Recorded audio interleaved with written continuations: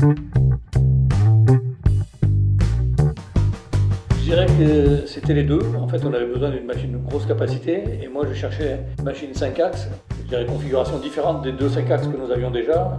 Les deux 5 axes que nous avions déjà, c'est la pièce qui tourne et je voulais une machine avec la tête qui tourne qui pouvait nous permettre de faire des usinages différents de ce qu'on faisait jusqu'à présent. Je dirais que nous apprenons à nous servir de la machine, mais que PRIMINER est très réactif par rapport à toutes nos questions.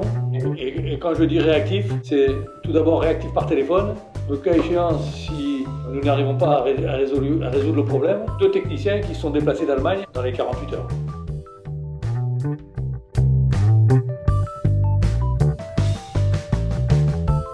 So now the machine is here for 3 months. I can say that we are operational now. We need maybe 1 month to know how to manage perfectly the machine. We started to make very big parts that we never made before.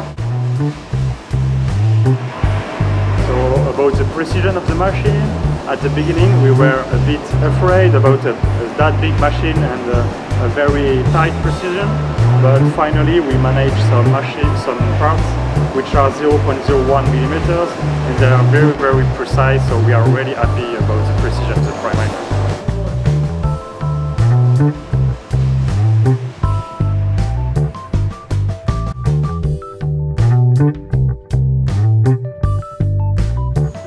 If I have to conclude about the machine in a global way, I can say that we are really happy because we were completely operational very quickly. The pieces that we are milling, they are good and everything is very nice. The machine is working very well. The operator says that he is happy with the machine and he knows how to drive it well, so yeah, we are really happy with it.